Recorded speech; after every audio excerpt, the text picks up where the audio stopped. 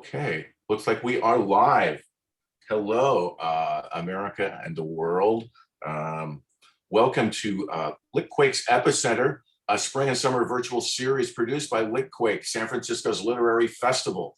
I'm Jack Boulware from Litquake, and we are streaming live to the Bay Area and around the world. Our upcoming festival this fall will be hybrid, both virtual and in-person events. We're very excited about that. It runs October 7th through the 23rd. Our details are coming soon at litquake.org. Tonight, we are honored to be able to present the new anthology, The End of the Golden Gate, Writers on Loving and Sometimes Leaving San Francisco.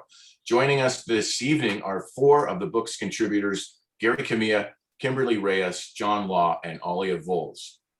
Based on the very popular New York anthology, Goodbye to All That, which was based on the Joan Didion essay of the same name, this collection features 25 writers who take readers through an extremely wide variety of experiences and emotions about the Bay Area and address the eternal conflict of all of us who have lived here. Should I stay or should I go? The book was published just yesterday. Kudos to Chronicle Books for publishing this, and to Mark Tauber, Laura Mazer, and Ava Avery for putting together such a brilliant idea for a book.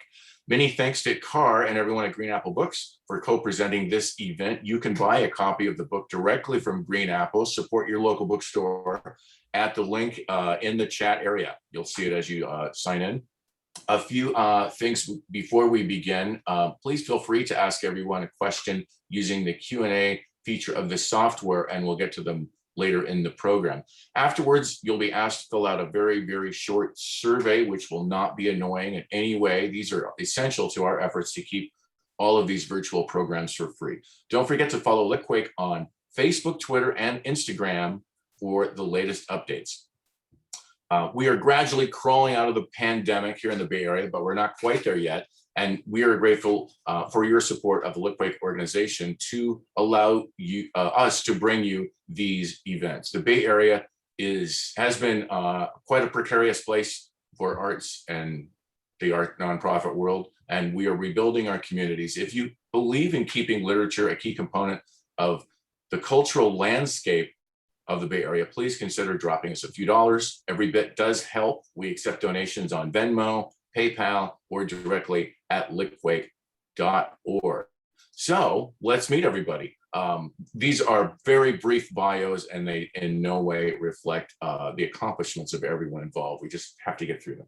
So Gary Kamiya is an author, a journalist, and historian of San Francisco. His latest book with artist Paul Madonna is entitled Spirits of San Francisco, Voyages Through the Unknown City.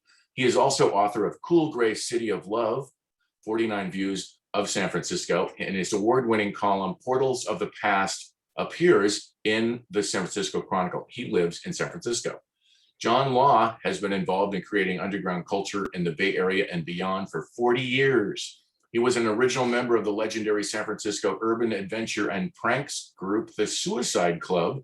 He was integral to the creation of the Cacophony Society and is co-founder of the Burning Man Festival. He is co-author of the book Tales of the San Francisco Cacophony Society, and he lives in Oakland. Kimberly Reyes is a poet and essayist and has received fellowships from the Poetry Foundation, the Academy of American Poets, Canto Mundo, the Prague Summer Program for Writers, and a lot of other places. She's written nonfiction for The Atlantic, the New York Times, and ESPN, the magazine, and her poetry has appeared in American Poets Magazine, The Feminist Wire, Columbia Journal, and The Stinging Fly out of Ireland. She is author of the poetry collections Running to Stand Still and Warning Coloration, and a nonfiction book of essays, Life During Wartime. And she's speaking to us live from New York City. Alia Volz is the author of Home Baked, My Mom, Marijuana, and the Stoning of San Francisco, which came out in paperback just a few weeks ago.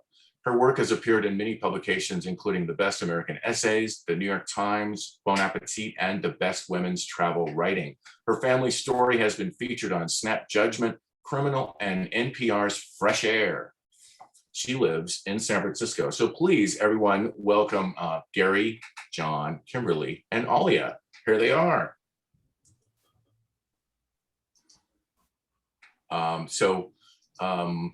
Gary, since you wrote the the introduction to the book, and you also contribute an essay, and you've also probably written and read more about San Francisco than most of us.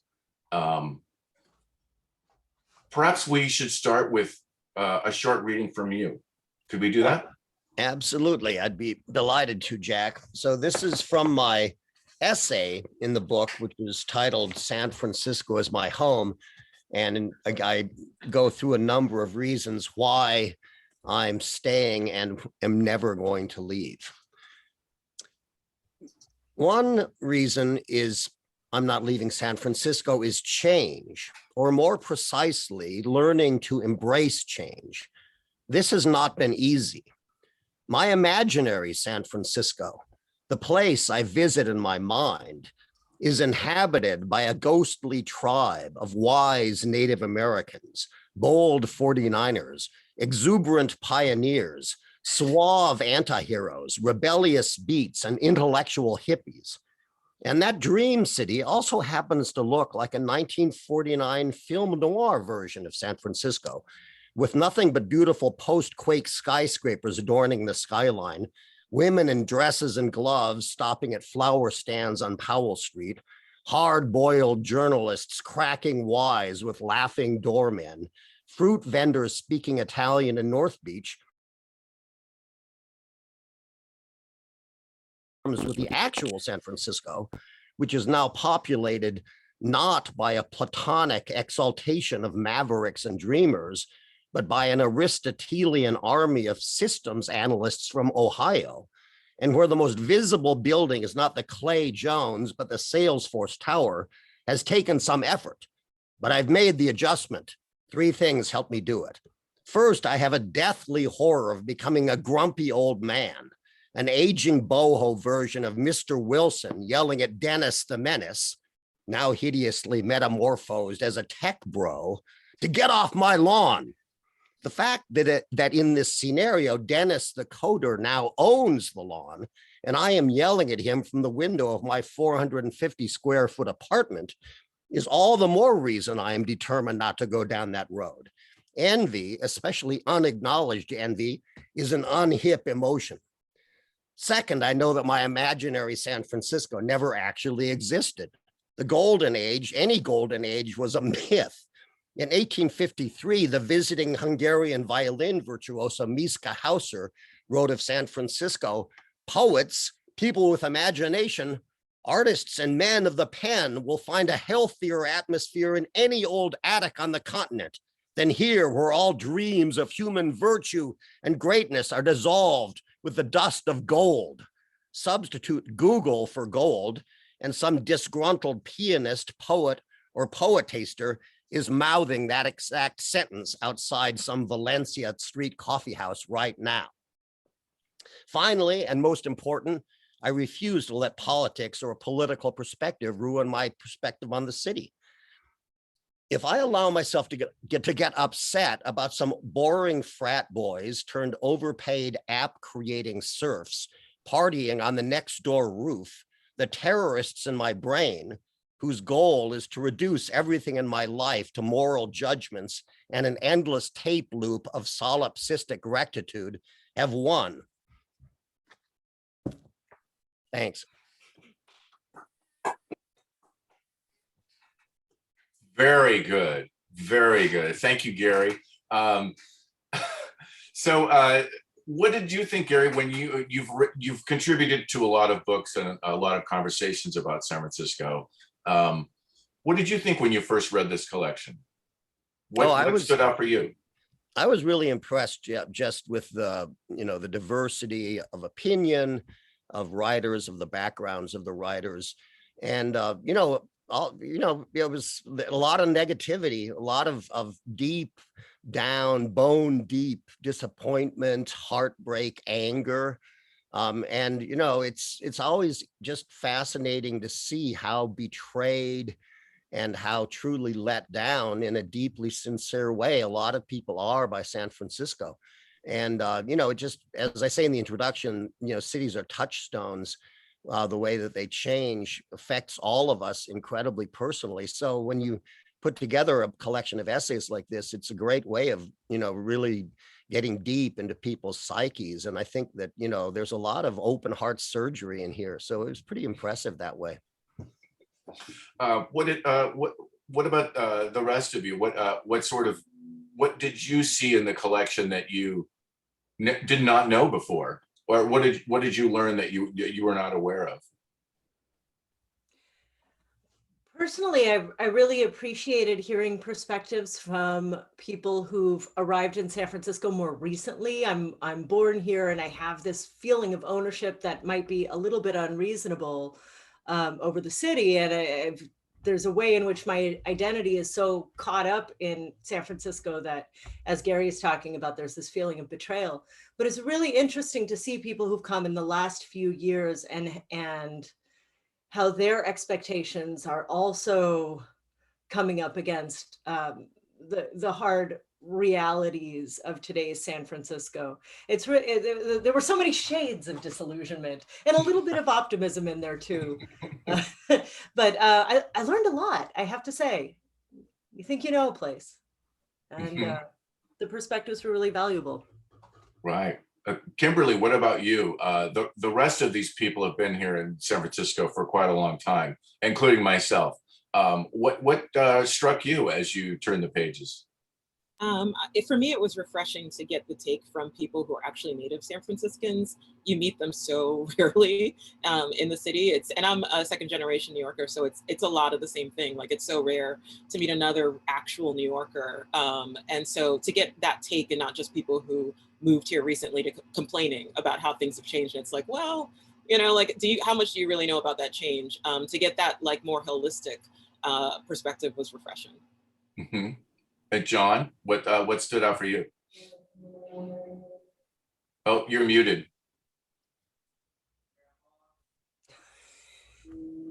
Unmute. There you go. So the complete incredible range of opinions and feelings that people had about San Francisco. And I mean, I came here, I like to point out too, you said I lived in Oakland. I actually live in San Francisco. I work in Oakland. And I'm sorry about that. And I toyed with the idea of leaving many times, mostly because of finances at certain points in the past. And fortunately, we kind of weathered that storm to some degree. But in the book, I mean, the different voices were pretty astonishing. I mean, from Peter Coyote, who was one of the founding members of the Diggers, which were a huge influence on me and my friends in the late 70s. I showed up here in 76. And everybody said the party was over, I mean, and I think that's what happens a lot of the time when you come to a new place. It's really a creative place, and people have a history there. And I'm going to comment on that in my reading in a little bit. But with the different voices that people had, some of them were pretty disillusioned and upset about San Francisco in a sense of betrayal in a way, and others were cautiously optimistic. And there's a whole range. And so I found that really interesting. And one of the only benefits of being around for a really long time, like 46 years in San Francisco, is you start to see trends, you start to see patterns emerging. And so you're not quite as fatalistic about, when something it takes a terrible turn in one direction. And I've gotten to, that's been beaten into me like over time. So I'm cautiously optimistic, let's put it that way. Mm-hmm, mm-hmm. Gary, in your pieces, you mentioned, you make the case with many examples, and a lot of other people do as well in their pieces, that they were chasing a myth of what the city is, or there was a myth in their mind about what the city is. But, are we all guilty of just chasing a myth to come here? Or is the city just a series of all of these myths piled on each other throughout history? I mean, what have you found in sort of examining the city's history? Has it always been like that? Well, I think that, there's usually, when there's a myth, there's a reality that helped lead to the myth.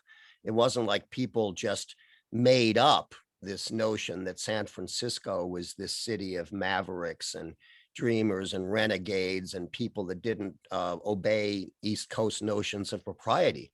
That was all true. That was how it was started. It was one of the craziest cities in the history of the world. It was an instant city where no matter what you'd been before, you could reinvent yourself. And no one cared if you were a judge, if you were a ditch digger. It was like, how can you make money and survive in this crazy place? And then, so yeah, that almost seems like there is some level of reality in the DNA of San Francisco. where some of these qualities have been passed on. You know, we have the cataclysmic earthquake and the amazing comeback from that, and all these great social movements that originated in San Francisco or that flowered here, from the Beats to the hippies to gay movements, the environmental movement. So San Francisco certainly has a lot of laurels, and it has reasons that people would mythologize it. So you can't claim that it's simply something that people made up. But of course, you know, once you start trying to think about a golden age, and once you think that the golden age is going to be permanent, you reify it, you're in for trouble. And all cities change, people change. And so you're kind of walking that line. I think it would be folly to deny the big changes that have befallen San Francisco, not all of them for the better. But if you just get hung up on, oh my God, where's Jack Kerouac? Where's Mark Twain? You know, you're going to be looking down that rabbit hole, and you're never going to find your own, you know, your own place, or be able to create the kind of life, renegade, whatever it may be, the sort of creative life you want to create for yourself. You have to get, you know, you have to be careful that statues don't fall on you and kill you. So, you know, San Francisco can be a big statue. Right. Oh, yes, exactly. I moved here in 1983, and I was chasing something. I don't know. Well, you know, all the stuff that poured out of the Bay Area earlier. Like I wasn't looking at things that happened in 1983 and when I've got to be there in 2 weeks. It was all of the history that. Kimberly, what was the myth or series of myths that made you you know, relocate here? Oh, good question. Well, grad school, first and foremost, I got my MFA at State. But I always felt like it was going to be New Orleans or San Francisco for me. I grew up kind of a weird goth kid, you know, who read Anne Rice in high school, and my parents like listened to Sylvester, and I was like, well, where's the place where all of these people like sort of got their sea legs? You know, where is this sunny home of weirdos? And I had lived in quite a few other cities before landing in San Francisco, but it always felt inevitable. So yeah, it just, everything from the architecture to, it's funny though, because San Francisco has such a rich poetic history, and I wasn't at all influenced by San Francisco poets, if I'm being honest. Like, I was always more like a Yeats romantic girl, but that again made me more of a weirdo. So I just felt like, well, I can move there and just sort of, you know, do my own thing. So yeah. Right. And John, you moved here. I read in your bio that you were a juvenile delinquent. That is correct. And you were looking for somewhere else to go. Well, is that true? Yeah, it was San Francisco or New York. I was 16, turning 17, and I literally skipped juvenile probation, ran away from home, and hitchhiked to San Francisco via Michigan. Anyway, it's a long story, but yeah, I showed up here, and I'm not making it up. I literally was told. I mean, I was ready to party. I was ready to completely be consumed by the city. I always wanted to be in a city. I was informed by the mythology of urban infrastructure and cities in general, to some smaller degree, the literary history at that time. And so I was so happy to be here. I was beside myself, and I was ready to go. And I was this youthful exuberance that was completely irrepressible. And I'd run into these old toothless hippies on the street and like, dude, you missed the party. It was like 8 years ago. You should go home, go back to Tennessee, kid, literally. And I'm like, oh, okay, well, I sort of filed that away. And don't get me wrong, some of my best friends are hippies, but I had a hard time taking a lot of them seriously ever since that point, 46 years ago, that I got told that. The city reinvents itself like any city does over time. And San Francisco is a new city. I mean, it's only a couple hundred years old, if that, unlike some European cities where I've had the privilege to be able to visit and explore a lot. And so we're still creating a story here, and it's going to come and go. It's a boom or bust town. It's going to come and go. And, you know, I'm not worried. I mean, I've had points in the past where I was worried and thought I might have to leave, but I'm hanging in there and looking for the next chapter. All right. We should probably get to another reading here before we run out of time. Kimberly, could you read a few minutes from your piece from the book? Sure. And if you hear anything in the background, that's just my AC. It is really hot in New York.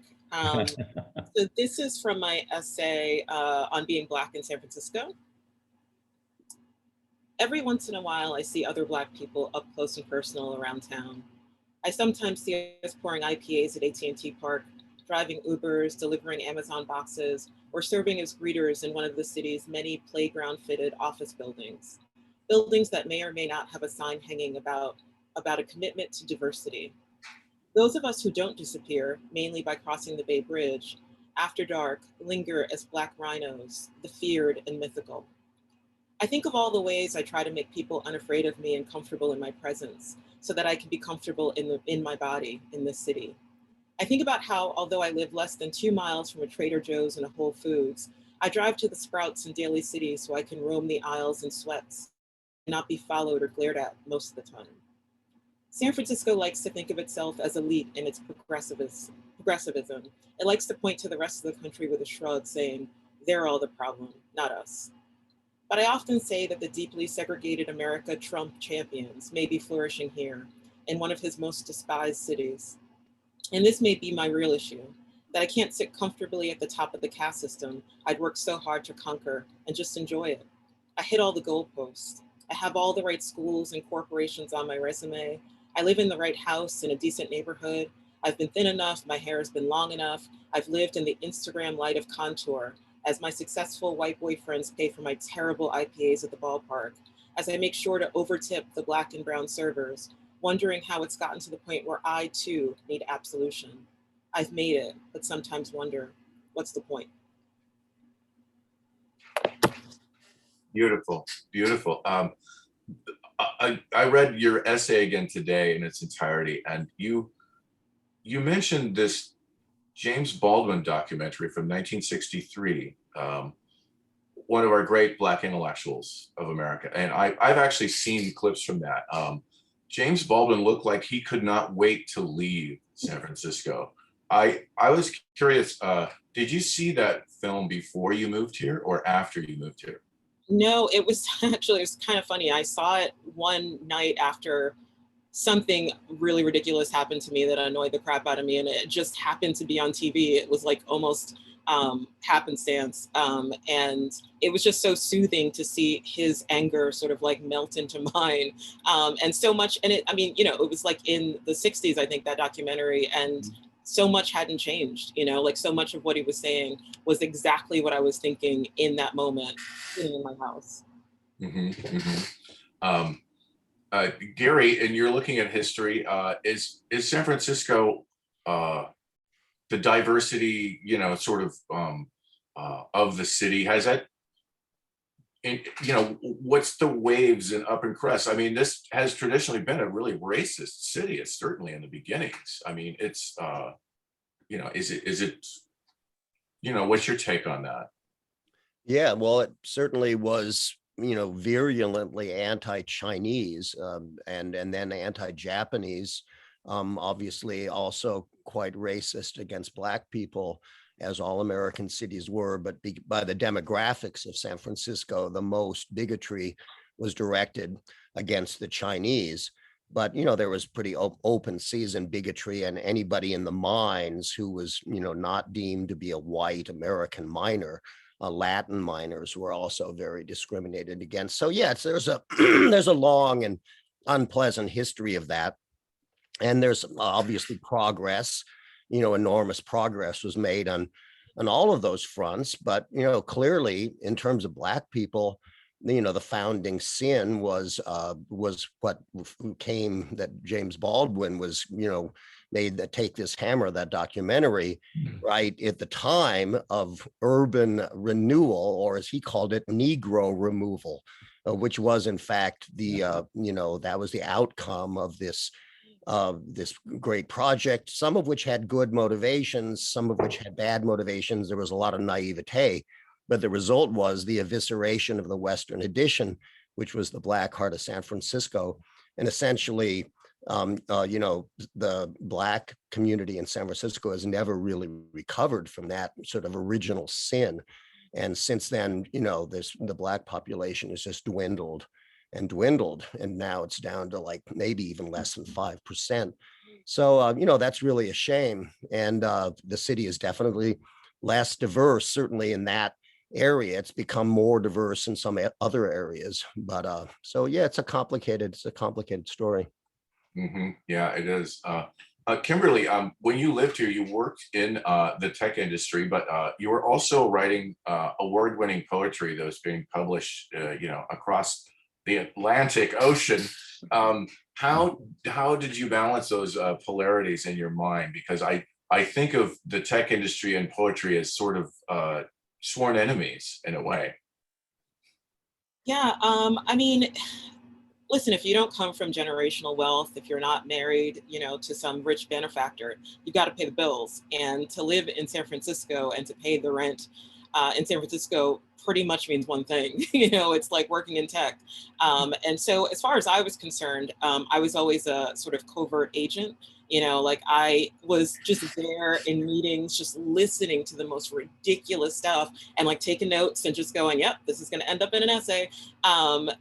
At the same time, the poetry sort of was the only way I could survive that sort of trauma, and just being amongst those people. And I was actually really, I feel like I wrote so much poetry in that period because it was the only way I could survive, and so, yeah, I mean, I kind of saw it as the ends justify the means. Like I'm in here because, somebody else is going to have this job. I'm going to need this job to like live in this city. I'm going to take note of everything happening. And I'm also going to be able to sort of like live my literary life.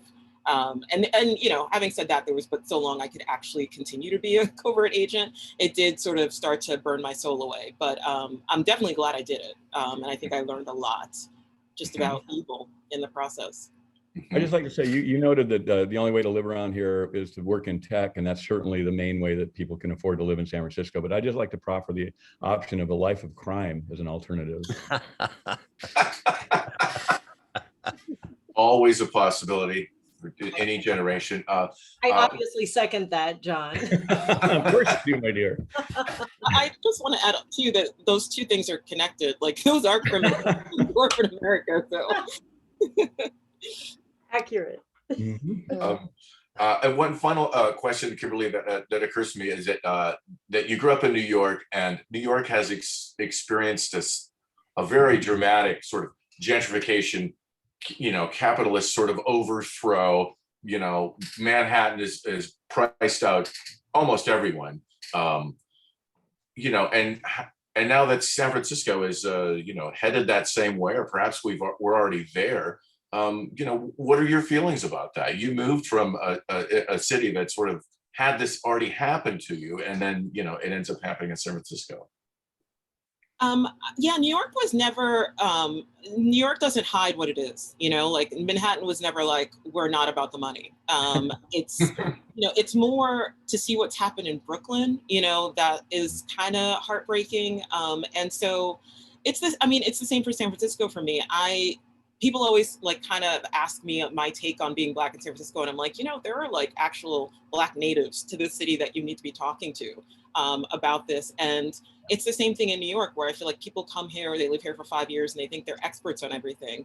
And I always make it a point to say, I'm writing about Kimberly Reyes, who lived in San Francisco for 5 years. That's all I can speak to. I am not reading my essay is not like the cliff notes to the Black American experience in San Francisco. It's really important to remember, like I'm a gentrifier, I guess, in a lot of ways. And, just to really make it a point, like if this essay in the book is your starting point to the Black experience in San Francisco, like follow up.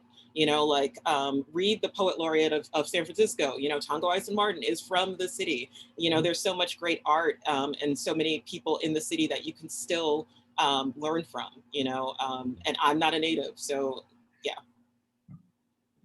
Great. And thank you for name checking Tongo. Yeah. He's astonishing. If anyone gets a chance to ever hear his poetry readings, they're all from memory and they're just mind-blowing. Alia, no, let's do John first. Can you read a little bit of your essay, John? I certainly can. Yeah, Great, I'd love to, actually. So here we go. Some wag once declared that if you shook America real hard, all the fruits and nuts would roll down to San Francisco. That was me at 17. Had you asked me then why I chose this place over other metropolises, over other places that might ensorcel a restless, bored, and keenly adventurous teenager, I couldn't have given you an answer other than the myth. Why did anyone come to San Francisco? Why did so many artists, scientists, engineers, writers come here? Why so many lost souls, adventurers, criminals, divorcees, bankrupts? Everyone who disappears is said to be seen at San Francisco, as Oscar Wilde said. They had their reasons, I'm sure, something about beginning anew, or perhaps hiding from a problematic past like I was. Maybe they were recreating themselves out of desperation or a will for survival. I knew this held true for many of the criminals as well as the poets, in some cases, both. While walking with a friend on Grant Avenue near Green Street once, we were shocked to see a very drunken fellow fighting rather poorly with a beat cop. I recognized the hapless miscreant and pointed out to my friend that San Francisco was a town where world famous poets could duke it out with the cops, as Gregory Corso was doing with San Francisco's finest right before our eyes. Maybe that was why we came. The odd capacity this town has for conjoining the magical and the cloddish, the sublime with the stupid. The changes here are extreme. They always have been. From boom to bust and back again, wash, rinse, repeat. Each new generation falls hard, so hard that their own experience obliterates those that came before. From the townies to the hippies, to the punks, to the yuppies, to the techies, each generation claims sole connection to the real San Francisco. They never realize, while in the blush of new love, that San Francisco is a place you fall in love with, not a place that falls in love with you. Thank you. I was just about to ask you about what you just read. Okay. You fall in love with San Francisco, but it doesn't fall in love with you. Are cities supposed to fall in love with its citizens? What makes San Francisco make all of us feel that way? Can you explain a little further? You're asking me? Yeah. Well, okay, there's several things. It's the environment, the natural environment here. This is one of the most beautiful cities in the world. There's no question of it. You got the Golden Gate, which before the bridge was a spectacular environment. And then with the bridge, one of the greatest man-made structures in history, and one of the most beautiful and perfectly fitting in the environment that it's in. It's pretty astonishing. The hills, the cities, the ocean here, the bay, one of the largest inland bays in North America and in the world. That's a big part of it. And also the pioneer spirit here, which it carries on. I mean, as much as I'm kind of annoyed by in a lot of aspects of the tech world and the tech invasion, if you want to call it that, there's a lot of innovations that come out of that. A lot of those people came here as pioneers in a certain way. And why did an engineer want to come here? Because they heard about sex, drugs, and rock and roll in San Francisco, and that's a big part of what attracts people to the place. That mythology, as we've discussed.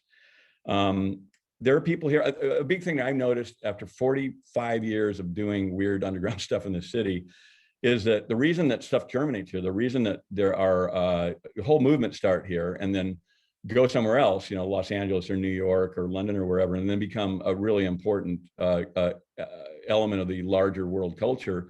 Whereas here in San Francisco, most artists who come here can't make a living at all. And if you're a good artist of whatever discipline you're in, you're going to go to and I've seen dozens, if not hundreds of young friends come through the city.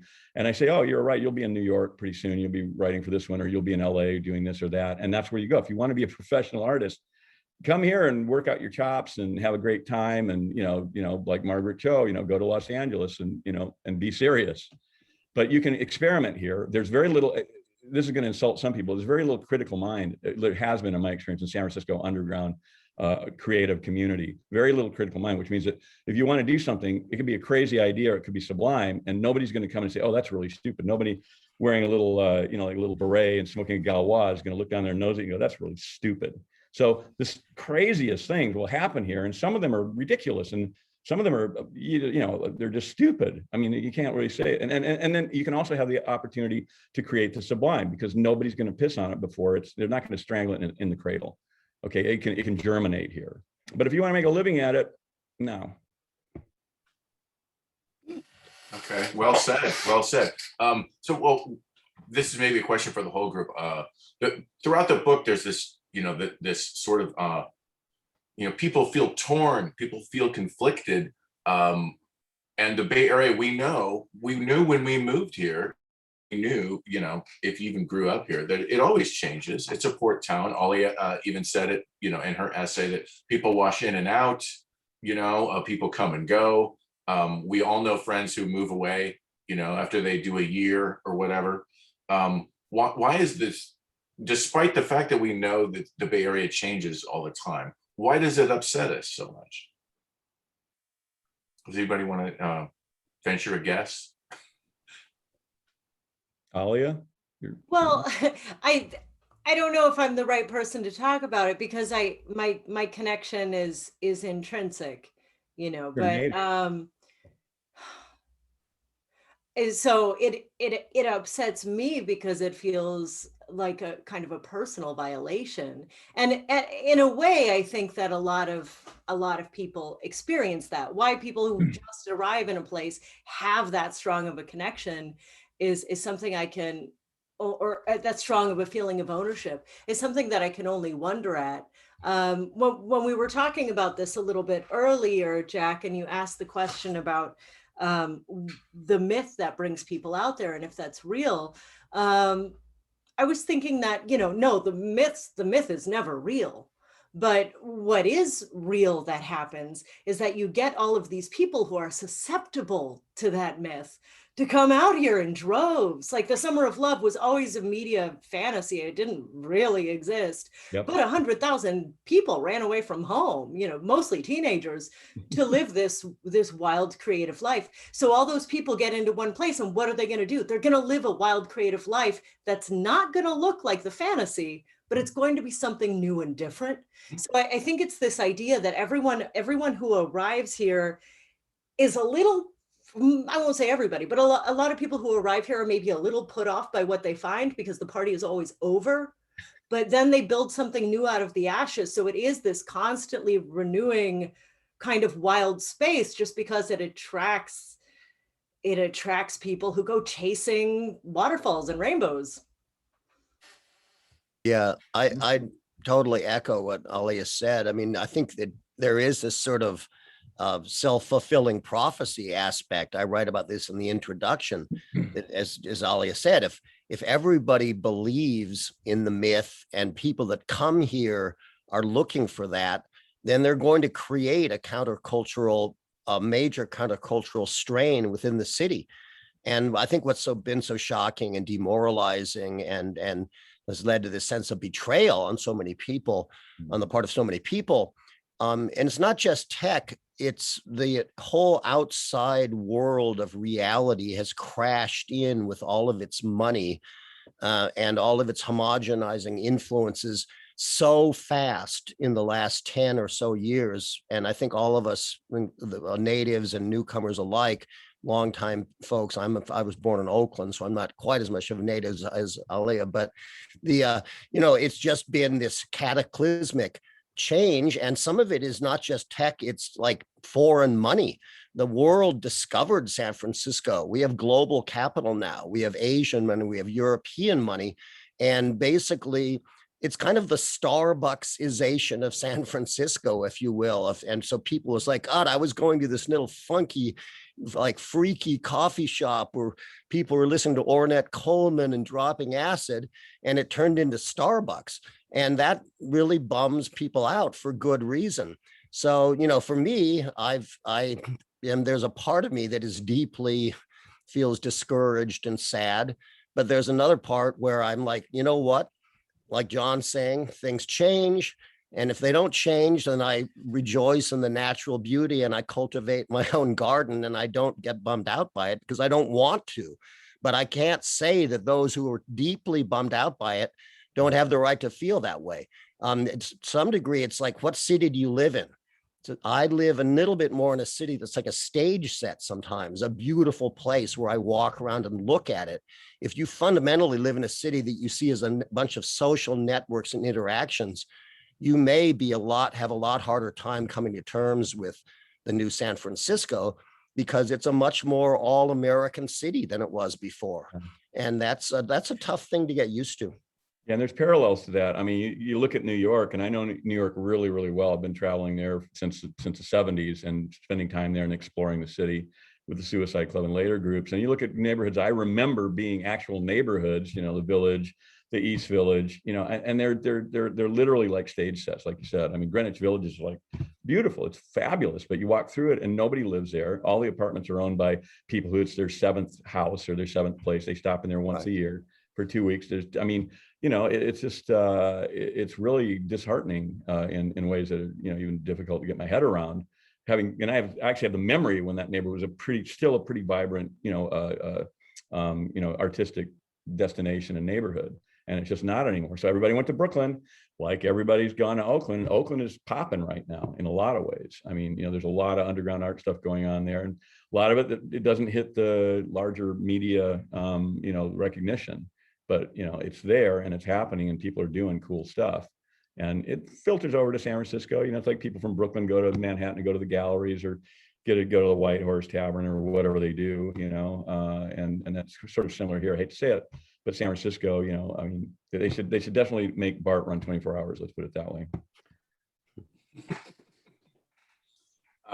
Thank you. Alia, do you want to read a little bit from your essay? Sure, and I think this is connected to exactly what we're talking about. So, sorry, here we go. My first clear memory is of playing in a puddle. Sun was scorching my tender skin, so we must have been near our warehouse in the Mission, the only neighborhood that really cooks. I was not quite 2 years old, still new to walking. I looked down at my feet, clad in blue and white striped tights and red brocade slippers from Chinatown, and splashed in the murky liquid. Don't play in that, my mom said. It might be pee. That's where the memory ends. A rush of shame at realizing that, yes, the puddle was warm, like my body, like pee. I knew no boundary between myself and my environment. That San Francisco could be somehow harmful or gross surprised me enough to never forget the moment. And that, I'm actually going to skip ahead. When I tell people that I was born here, the typical response is a variation on a theme. I never meet San Francisco natives, or you're a unicorn. I'm first generation, nothing special. I know people whose roots stretch much deeper, but I still see newcomers as an invading force, here to colonize, pillage, vanquish. The gold rush all but obliterated the Ohlone. Hippies displaced Black families from the Haight. The gay liberation crowd took over the Castro. Techies overran the home I remember. The COVID-19 pandemic shifted the balance again. Businesses that had been around my whole life ran desperate fundraising campaigns. Many went dark forever, dragging chunks of our collective culture into the murk of history. Change is always violent to that which came before. The extreme poverty in our expanding tent cities today is heart-wrenching. And I'm irked by the entitlement, the flashy cards, the souped up strollers. And yet those strollers carry San Franciscans, homegrown sons and daughters like me. They may come of age feeling inseparable from this new San Francisco, as I felt inseparable from the version that made me. Someday they'll be usurped too. Understanding that your hometown thrives on cycles of mass migration and collapse doesn't make the loss less keen. That bitter backward glance is part of growing up in a chameleon place. Yeah. So Alia, in your essay, you mentioned that I did not know this, and you and I have been friends for a long time. I did not know that you moved away from San Francisco 6 or 7 times. And what brought you back? Your family didn't live here. You know, one time it was a lousy boyfriend. Other times it's been that, you know, this is the place that I have couches to crash on. It's never been intentionally. So I also say in the essay that leaving always feels purposeful, but returning feels accidental. And that's been true for me, which is ironic because it's such a difficult place to settle. There's some kind of a gravitational pull here that I've found it hard to escape, though I do try. I don't consider myself a lifer. you know. Okay. Never say never. Yeah, I am trying to get out of here, but as much as I love it, you know, and of course I do, but it's a hard place to be in many ways. And there's a lot of heartbreak here for people who've been here a long time, as we've been discussing. Yeah, it's hard. Right. I'm gonna go ruin someone else's party. Take it on the road. Well, in a way, you know, it's hard to blame the internet kids for coming here and working here, because if I was right out of college and somebody offered me like fat 6 figures to come and work someplace in a beautiful place, I mean, I'd certainly do it. So I have no animosity towards you know, towards those folks for coming here, but they're leaving now. A lot of them are leaving now. I mean, I live in North Beach, Russian Hill, and they're moving trucks, you know, for the last year and a half, and they're all going back, working from home, hopefully, you know, still making good money and spending it in Akron, Ohio, or wherever. And that's all fine and dandy, but you know, the people that will remain here, and hopefully, I mean, you know, the international money coming here is the one thing that's keeping the property values up, and that's problematic. But you don't know what's going to happen in an economic sense globally. I mean, this stuff could go sideways really quickly, and I mean, the United States could nationalize foreign investment, and you know, you never know what's going to happen. It's a crazy world, you know, and so, you know, those property values could plummet at some point in time. Population growth, which has leveled off to a great degree in many countries, including the United States. I mean, we don't know what's going to happen. It's a big unknown, and thinking that we do and predicating our entire you know, attitude on that, on thinking we know what's going to happen, is a big mistake, because you just don't know. I mean, it's a crapshoot and could go either way, could go anyway. So you're guessing. Mm-hmm. Right. That's yeah. The moving vans, it is phenomenal for the last year. I've seen it in my neighborhood too. I wanted to ask Gary about that, because this happened once before in the technology world in San Francisco. In what was it, 2000? It was right. Yeah.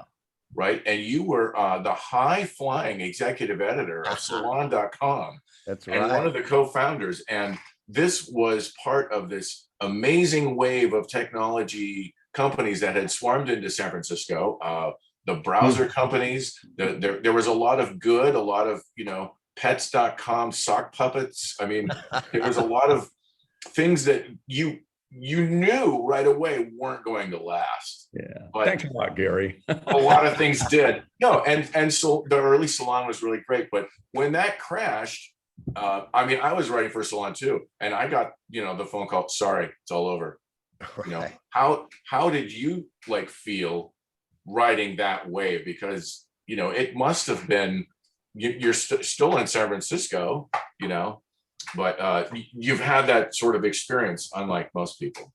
Yeah, no, it was a wild ride. I thoroughly enjoyed it. You know, it was, you know, like playing in your favorite rock band. The inmates were running the asylum at Salon. We had no grown-ups in charge. But you know, the crash, I had to laugh ultimately.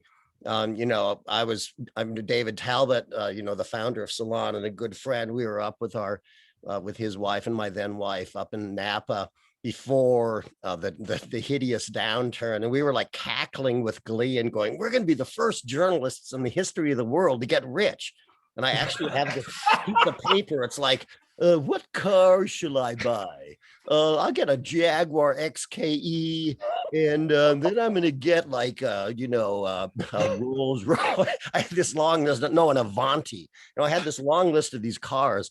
And then like the crash came down, and not only were there no cars, but I then had to write a check with an obscene number of zeros, $107,000 check to the IRS for stock options that I never made any money on because I idiotically exercised them and fell prey to alternative minimum tax. So I've been through the entire up, boom, and bust cycle.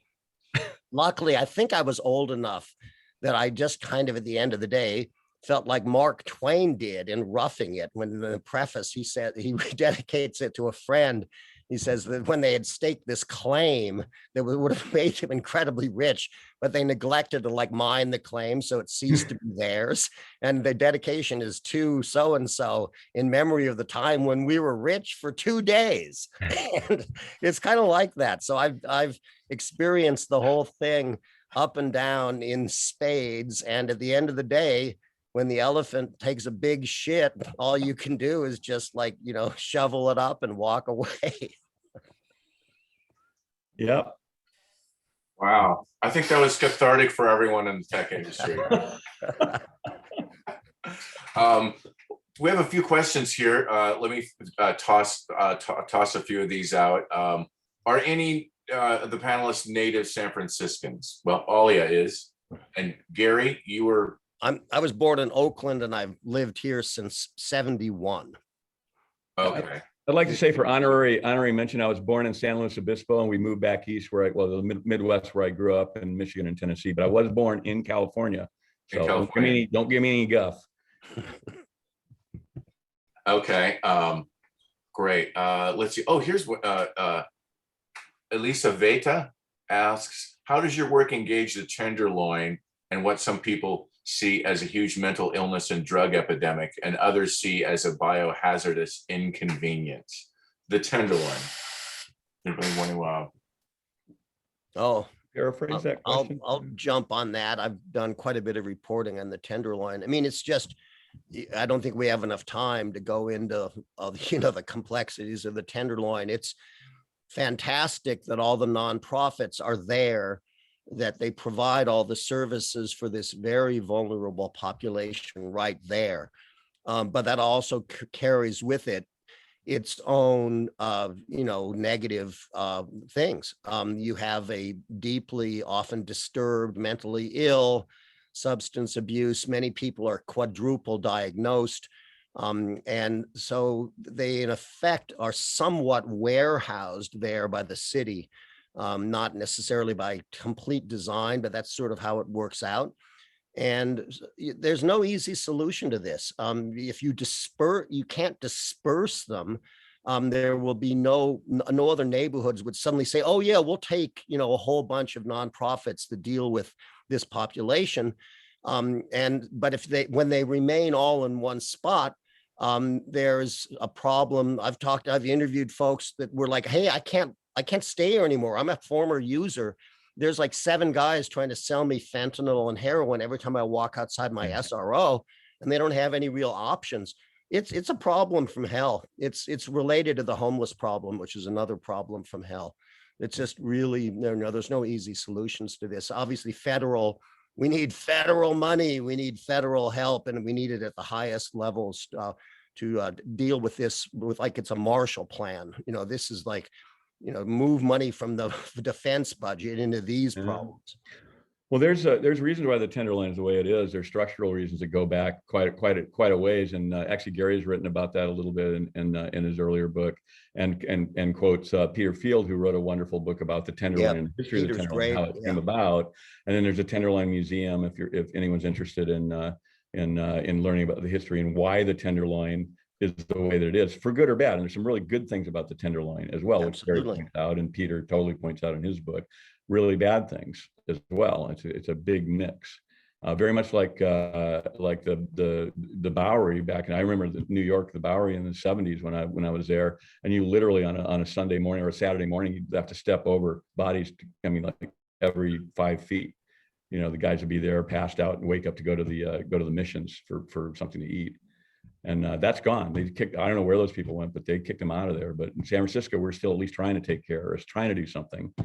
New York City, Manhattan, they're gone. Yeah, New York, they send them all so far away, and they basically then they patrol Manhattan. So you just can't have people that they're not allowed to be in Manhattan.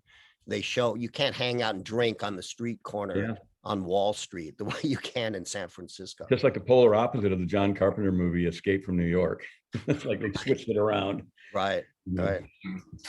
Mm-hmm. Yeah, you're right though. It is an hour least conversation, subject. Just a few questions more I have. We got a few minutes left here. I watched Lawrence Ferlinghetti be interviewed maybe 4 or 5 years ago, and they asked him about how the city is changing. And his quote always stuck with me. He said, a lot of money and not a lot of manners. Not a lot of what? Manners. Yeah. Well, yeah. What's all of your reaction to that? Has the city changed its personality? Yes. Okay, thanks everyone. Good night. I mean, for me, in that sense, I'm often dismayed by the attitudes of folks who have a little money. There's nothing wrong with having a little money.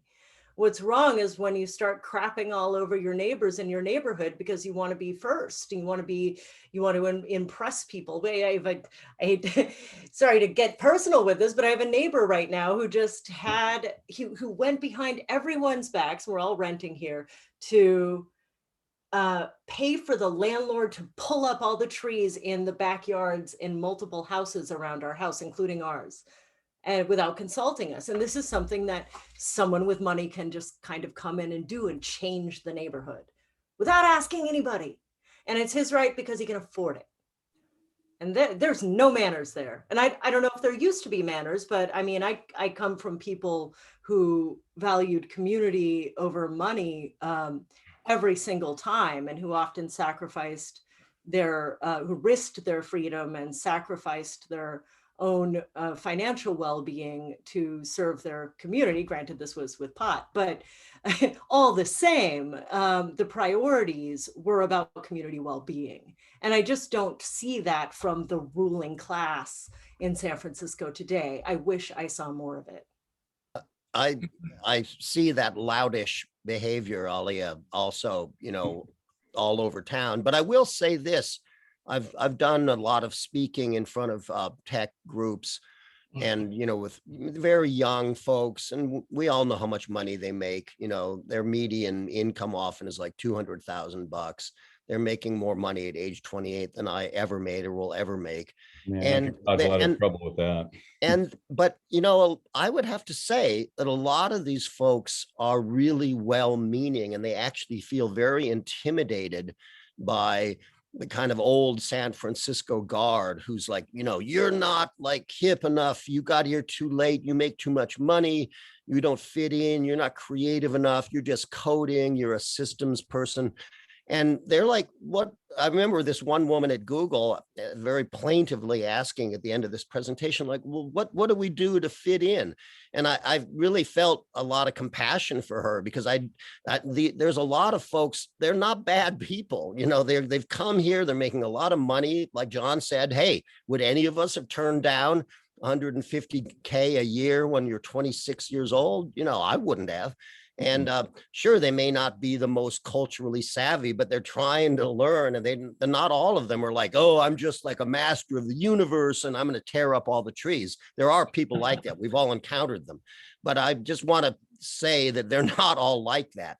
And, there's a lot of diversity and a lot of creativity within that community as well. So, I don't think we should rush to judgment on a whole class of people. Gary, I appreciate that. And I just want to throw in there an invitation to anyone who might be listening, who is new to San Francisco and wants to know how to participate. There are a lot of wonderful books and museums and people to talk to and ways to educate yourself about the culture that you're entering.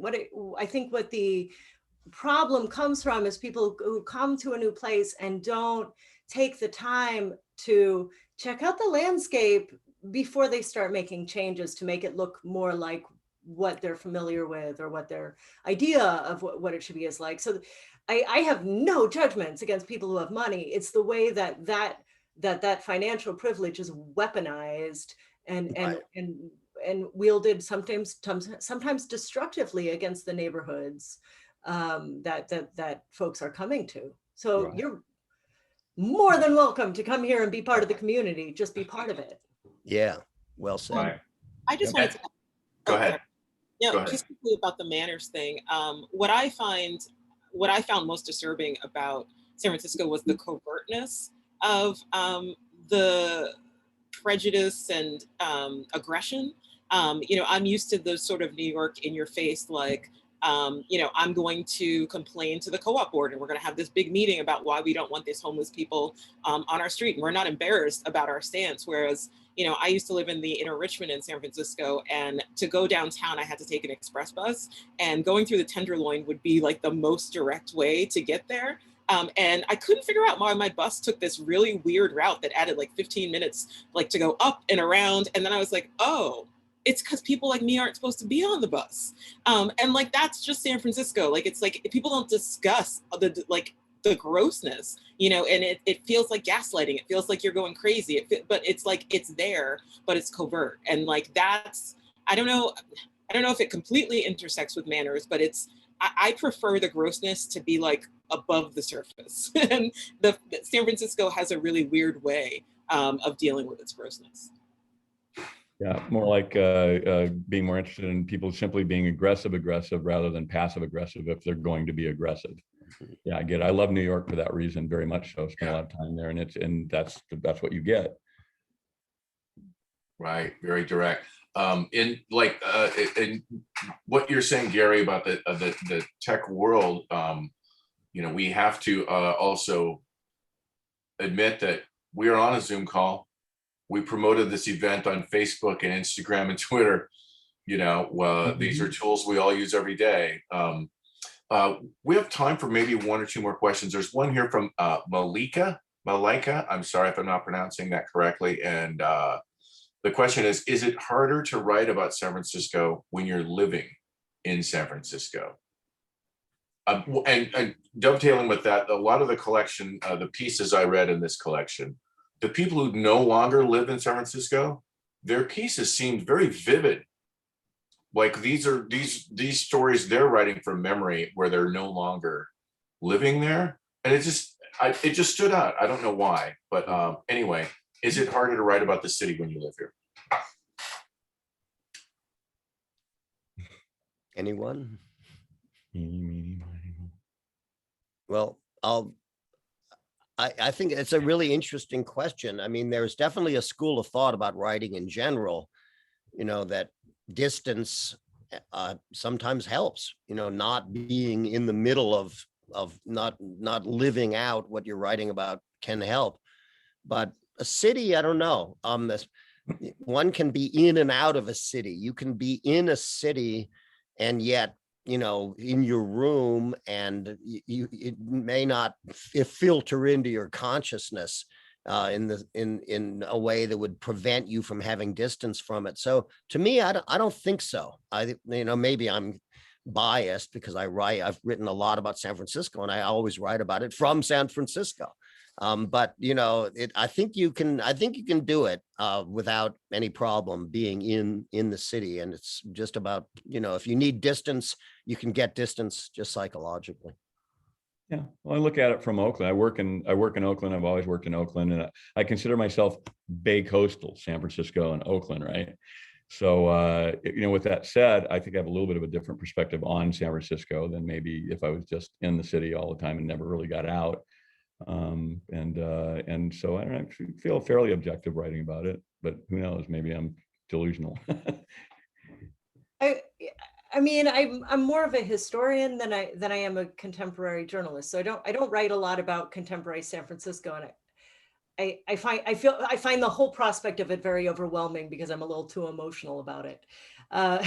But as someone who writes about the past, just from a practical standpoint, it's incredibly helpful to have resources like the GLBT Historical Society archives, the history room at the San Francisco Public Library, and access to, well, I interview elders a lot, and those who are still here are, of course, here. So from that perspective, and I feel like there's something about walking around a city with an awareness of the past and feeling those ghosts. You really feel the haunting, even if it looks so different. There's a connection to it that I don't think I could achieve in my writing without spending a considerable amount of time in the place while working on it. But of course, I have the distance of writing about the past. So to begin with. And to add to that, just a shout out to the Internet Archives and the Prelinger Library, which are incredible resources that are here in San Francisco, built here, and having a huge effect on the larger world, on the world at large culturally. Absolutely. Mm-hmm. Here's an interesting question from Merrick. Gary, to your point, is there a way to be a positive influence in San Francisco with all of this tech money, or is tech ultimately so toxic that the systemic negative impact is too great? Oh, I certainly, would hope not. I recognize that the tech companies, they're essentially nation states now in terms of their power. And I think it's very much in play. A lot of the CEOs of these tech companies are Democrats, they're liberals, they're actually have some notions of social justice and equity. They don't often act on them. There's ones that are very charitable, like Mark Benioff. There's others that are not as much. But I think that, there's a whole conversation that needs to be had beyond just a question of breaking up the monopolies, but leveraging this unbelievable financial power to partner with governments to address social issues. And I think this is going to be one of the major issues of our time, is taking this absolutely obscene amount of wealth that's generated by these companies and really trying to, and some of this could just be done by very progressive taxation, which Biden administration is starting to do, to their credit. But I think that beyond that, there's some partnerships that we should be talking about, where these companies can be much more directly involved in dealing with the most pressing social issues that we face. Yeah. Well, as H.L. Mencken said, guilt is a terrible thing. So if we get in a position where we can use that with some of our corporate overlords, and usually with them buying one against the other in order to be, more giving in a way, to make it a thing for them. Because we talked about this issue, I've talked about it with you, Gary, about how do you get these people with piles of money to actually support the arts, because they're not doing it here. Not like they do in New York, where there's a history and a tradition of rich people supporting the arts to some degree. It's not happening here so much with the tech people. And why is that? Okay, because you have to get these guys and gals to compete with one another. It has to be a thing that they get social status for doing. And that's the trick. How do you do that? How do you make that happen so that they actually, help support the arts? Like, Andrew Carnegie and Rockefeller were forced to, because they had so much money, they had more money than God. And the country was falling apart close to a revolution. And they were forced to give some of that money back by building institutions, but putting tons of money in public buildings, public works, and they did that. But they were forced to. They didn't give it up easily. John D. Rockefeller at one point was standing at the cloisters in New York, looked across the Hudson, and the curator there said, "Oh, it's beautiful, isn't it? You can see like green all the way across to New Jersey." And he said that's going to change because they're developing that. Rockefeller bought the entire area across the river and turned it into a park. Okay. So how do we get the tech overlords here to do that, to compete with one another, to give money to, valuable community-based and artistic-based groups? That's the trick. Anybody out there got any ideas, please let us know. Absolutely. Wow, this is, we're going to talk for like 2 more hours, I feel, but Kimberly's also in New York. It's getting a little later there. There is like one question that I feel like we should probably address, and it's in the chat area, and it's something just quickly, San Francisco, to close us out. John, what kind of beer are you drinking? Well, okay, Jack, oddly enough, I quit drinking beer about 10 or 12 years ago, and I quit smoking a couple years before that, and I'll probably live longer because of that. But if I don't know, I don't, and when I did drink, I drank. No, on camera, you're drinking something. Somebody noticed it and put it in the chat area. Oh, it was fizzy water with some bitter in it that my girlfriend made for me, and it was excellent. I drank it all. And then I got a backup kombucha here. Okay, I'm sorry, but it's a kind of hippie, but there you go. Beer. Used to drink a lot. That's the next title of the next collection, Backup Kombucha. I like that. John, Alia, Gary, Kimberly, thank you all so much for joining us and talking about this discussion is going on all over the city right now anyway. but it was excellent to hear all of your perspectives and your words. Thank you so much for joining us. People can find the book at Green Apple Books. The link is in the chat. There it is. That's what it looks like right there. Just came out yesterday. Oh, there's another copy. And yeah, I can't thank you enough. It was really fun. I had no idea where this was going to go, and it kind of bounced around all over the place. And why not? That's how it should be. Great. I don't have anything else. Thank you again. Thank you all for tuning in and watching. This will be on Litquake's YouTube channel very soon if you'd like to watch it again, and on Facebook. So thanks everyone, and have a good night. Thank you, Jack. Yep. Thanks, everybody. Litquake, another cool thing that started here. Thanks, Litquake. Yay.